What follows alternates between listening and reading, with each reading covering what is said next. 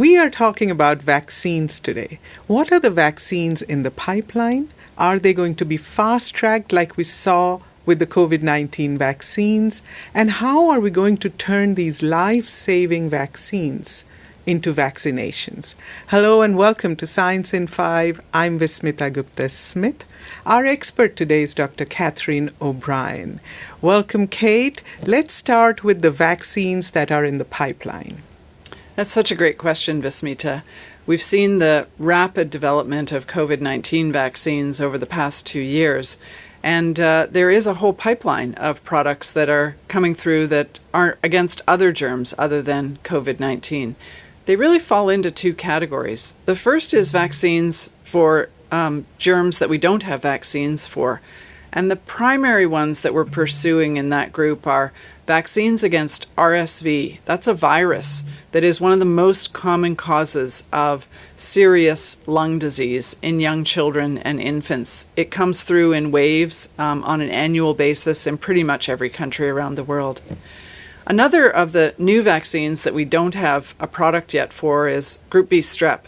That's a germ, a bacteria that causes very serious infections in young infants and leads to death in young infants. And so this is obviously an important target to prevent meningitis in infants and protect the lives of newborns. We also have vaccines that are still being pursued against viruses for which we don't have a vaccine, HIV in particular. Then there's the other category of vaccines, ones that we already have, but we're pursuing improved vaccines. And in that category, we're looking very seriously at tuberculosis vaccines, second-generation tuberculosis vaccines. In that category are also improved influenza vaccines. And of course, second-generation COVID vaccines are also in development. Kate, with COVID-19 vaccines, we saw a fast-tracked process. Can we expect the same with these upcoming vaccines?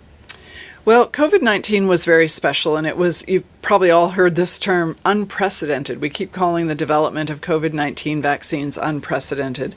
And the reason that we shouldn't necessarily expect that the pace of vaccine development will go as quickly as it did are for several reasons. First of all, the whole world was turned on to the pursuit of developing COVID-19 vaccines. There was a complete coordination and collaboration, and practically every laboratory and scientist that worked on vaccine development, both in companies that manufacture vaccines and in academics and other research institutes, were pursuing COVID vaccines. So that's not the way it normally works for vaccine development.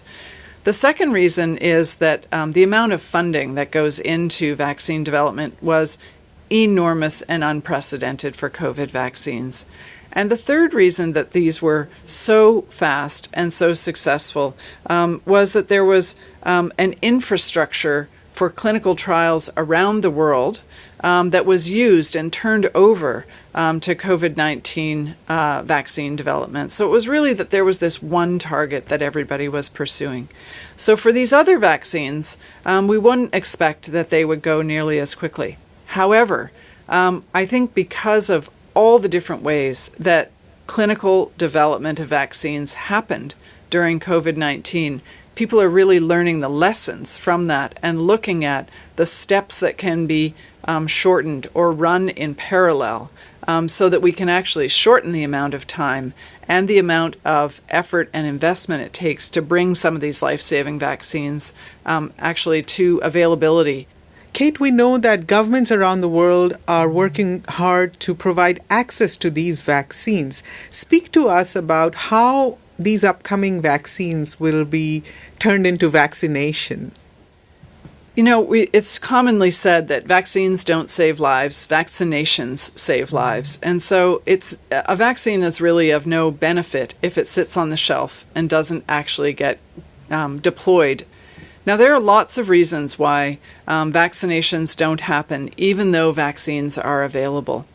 Some of the reasons why is simply the convenience of the services. They're not at the time or the place or the distance where it's easy for really busy people, especially busy mothers, to take their kids or their adolescent teenagers to get vaccination.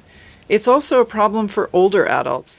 Now, another reason why vaccines don't turn into vaccinations, we've heard a lot about vaccine hesitancy or people who are opposed to vaccination.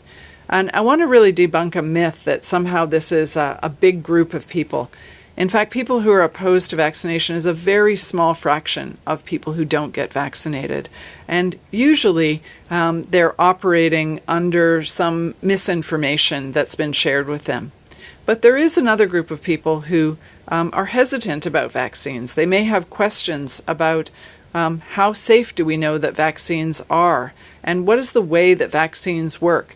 Again, a lot of misinformation among people about exactly what vaccines do when you receive a vaccine. And I want to just reinforce that vaccines stimulate your own immune system, your body's natural immune system, to develop protections against the germ that is actually being vaccinated against, so that when you may be exposed to that germ in the future, in a real life setting, your body already has defenses to protect against it. Thank you, Kate. If you have any questions about vaccines, please visit our website. Remember, vaccines save lives. Until next time then, stay safe, stay healthy, and stick with science.